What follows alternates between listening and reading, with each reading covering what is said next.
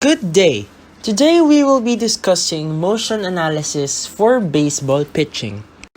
Baseball pitching is also technically defined as the throwing or propelling of the ball through the motion of the hand and arm from the pitcher to the batter. It is done at the start of a baseball play. It is also considered a full body skill because multiple joints from all over the body are active when performing this movement. It is also one of the most common sports subjected to biomechanical analysis, with various aims from improving sport performances to understanding its use for rehabilitation. In identifying a pitch, the following categories may be observed: speed, movement or direction, the break or shift in direction, the rotation of the ball, the point of release, and the grip, where its variations mainly depend. Some common variations of a pitch include the four-seam fastball, two-seam fastball, and curveball.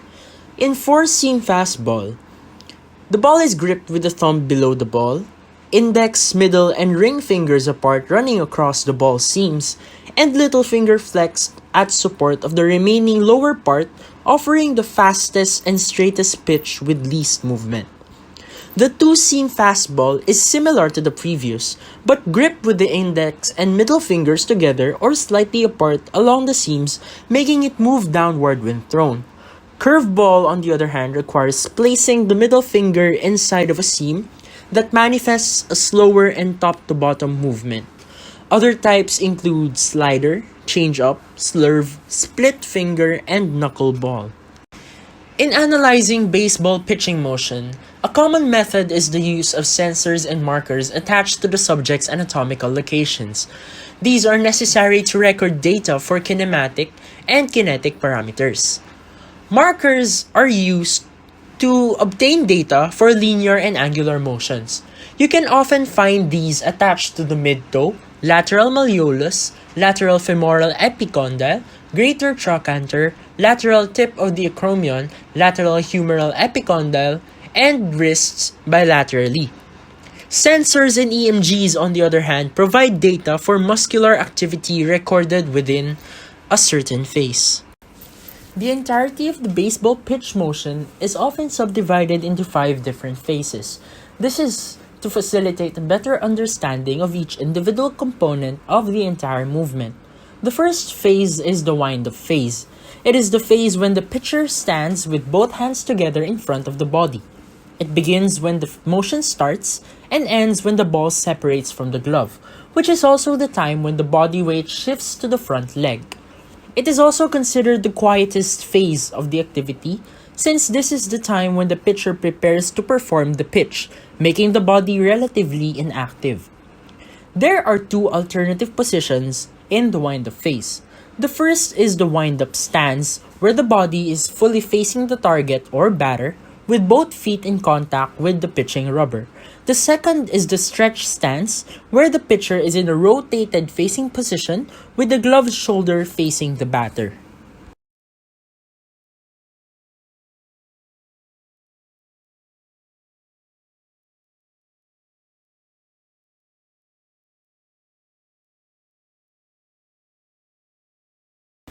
The second phase is the early cocking phase or the stride phase. It begins at the end of the wind-up phase when the body weight shifts to the front leg, and it ends when the stride foot contacts the ground. The forward body motion that occurs in this phase is the reason why there is a shift in the body weight to the front leg. Additionally, the ball and hand are positioned as far away as possible from the target. To do this, scapular retraction, humeral abduction, external rotation, and horizontal abduction, as well as elbow flexion, occur. This position of the ball and hand is very important for acceleration, since the body will soon propel the arm forward, increasing its acceleration speed.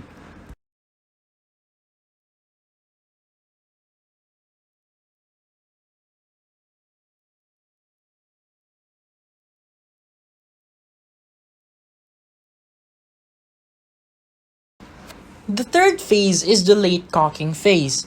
It begins when the front foot hits the ground and ends when the pitching shoulder achieves maximum lateral rotation. When the foot is set on the ground, the stride foot faces the target with slight flexion of the pivot knee. In this phase, the trunk is also perpendicular to the target.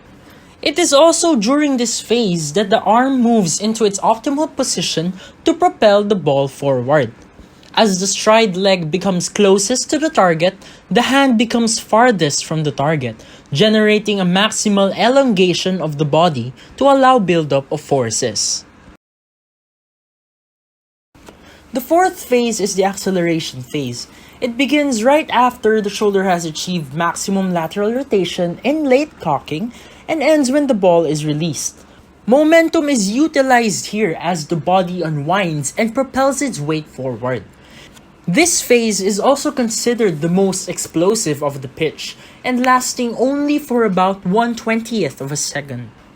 When talking about rotation speed, the shoulder definitely rotates the fastest, followed by the trunk, rotating at about 1,000 degrees per second, then the pelvis, then the hip.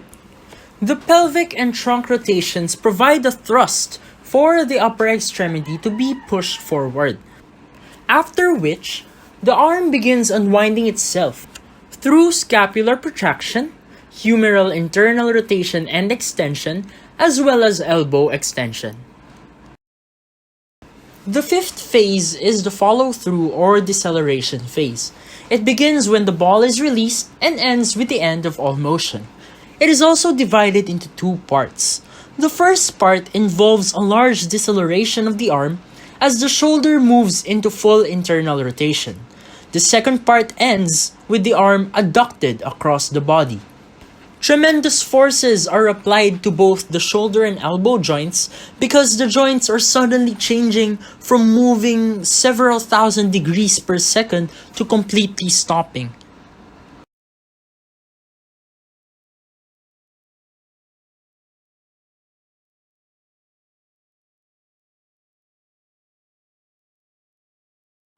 To complete our motion analysis, we must look at two perspectives per phase. First, the kinematic perspective, where we look at the direction and position that a segment moves, and the kinetic perspective, where we look at the forces that influence these movements.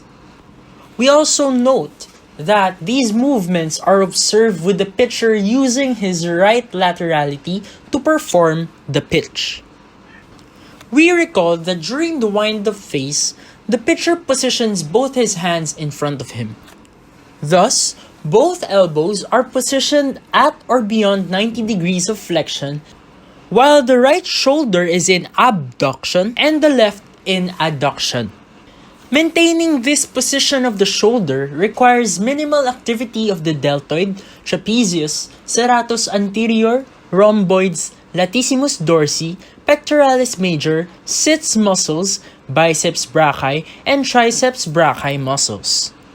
In this phase also, the lumbar spine is positioned in extension, and this position of the trunk is maintained by minimal activity of the abdominal muscles and erector spinae. The right hip, on the other hand, is in extension, while the left is in flexion at around 90 degrees. This involves moderate activity of the right gluteus maximus to maintain the extension of the right hip. The right knee is also positioned in extension and the left also in flexion at around 90 degrees. The left ankle is positioned in slight dorsiflexion. In the early cocking phase, the right wrist is positioned in extension with the left in flexion. During this movement, there is peak activity of the right extensor carpi radialis longus, extensor carpi radialis brevis, and extensor digitorum communis. There is also moderate activity of the left flexor carpi radialis and flexor digitorum superficialis. Both elbows are initially positioned in extension and then finally at slight flexion. The right shoulder is positioned in abduction, external rotation, and horizontal abduction, while the left is in flexion and abduction. This position is maintained by moderate activity of the deltoid, trapezius, serratus anterior, pectoralis major, and peak activity of the right supraspinatus. Motion in the trunk occurs as extension and rotation. This is due to the high and peak activity of the left erector spinae and obliques. The left hip is positioned in flexion and internal rotation, while the right hip is positioned in extension and external rotation. There is also peak activity of the gluteus maximus affecting the hip during this phase. Both knees are flexed close to 90 degrees, while the ankle is in concomitant plantar flexion. During the late cocking phase, the right shoulder is going into internal rotation and the left into adduction. There is peak activity of serratus anterior and pectoralis major in the shoulder with the assistance of infraspinatus, teres minor, and subscapularis muscles. The trunk is still being extended and rotated with the high and peak activity of the erector spinae and the left obliques. The right pelvis forwardly rotates, and there remains peak activity of the right gluteus maximus affecting the hip. The right knee is extended and the left is flexed, with the knee flexors and gastrocnemius partially responsible for the transfer of forces upward during pitching. The ankle as well is positioned in inversion. During the acceleration phase, the wrist is initially in extension, then at neutral at final position. There is peak activity of the right flexor carpi radialis, flexor carpi ulnaris, and flexor digitorum superficialis at this point. The elbow is initially positioned in extension, then at 25 degrees of flexion and the final position. This is greatly affected by the pronator teres muscle activity. Also in this phase, the shoulder is brought into internal rotation, with peak activity of the trapezius, rhomboids, latissimus dorsi, subscapularis, and triceps brachii muscles. The trunk is positioned in flexion in this phase, and peak activity of erector spinae and abdominals maintain its stability. The left hip is held in position of flexion by peak activity of the left gluteus maximus to counter the force of gravity. The right hip as well is brought into flexion. The right knee is flexed close to 90 degrees while the left is in extension. Both ankles are positioned in plantar flexion. During the deceleration phase, there is moderate activity of the flexor carpi ulnaris, flexor digitorum superficialis, extensor carpi radialis longus, and the supinator that affects the wrist position. The right elbow is initially flexed at about 45 degrees and finally extended. There is activity found here of the pronator teres. The right shoulder is placed in internal rotation and adduction. Peak activity of the deltoid, teres minor, and biceps brachii is seen, while there is high activity of the trapezius, serratus anterior, rhomboids, pectoralis minor, supraspinatus, infraspinatus, and subscapularis muscles. The trunk is observed to have motions of flexion and rotation as moderate activity of rectus abdominis, erector spinae, and left obliques is seen. The right hip is initially brought into internal rotation and extension and then flexion at its final position, while the left is placed in flexion. There is moderate activity of the left gluteus maximus in this phase. The right knee is brought into flexion while the left is brought into extension. Baseball pitching is considered one of the most demanding sport activities for the human body. A maximum speed measured at 100 miles per hour has been recorded by certain studies, and this puts greater demand on the pitching arm. Pitchers have adapted to this demand wherein greater external rotation than internal rotation of the shoulder has been developed. However, from the acceleration phase towards the end of motion, typical maximum internal rotation velocity of 7,000 degrees per second was recorded. This makes it one of the fastest human motions in sports. Thus, the most common type of injury in this sport may be overuse injuries from repetitive dynamic overhead throwing motion. These typically target the shoulder and elbow due to higher demand on these regions. On the elbow, lateral compartment compression due to increased elbow valgus torque during the middle phases is common. Problems on the medial compartment, termed as little league elbow, has also been usual for adolescents. Throwing force of the wrist pulls the medial growth plate of the elbow where most wrist flexors are attached, causing tears and inflammation. For the shoulder, the labrum, rotator cuff, biceps tendon, and bursae are most commonly affected, leading to tears, inflammation, and over-rotation injuries. Before allowing a pitcher to return to competition from an injury, it is important to evaluate his mechanics after rehabilitation to avoid complications. The use of partial effort pitching during training, warm-up, and rehabilitation has been favorable for players.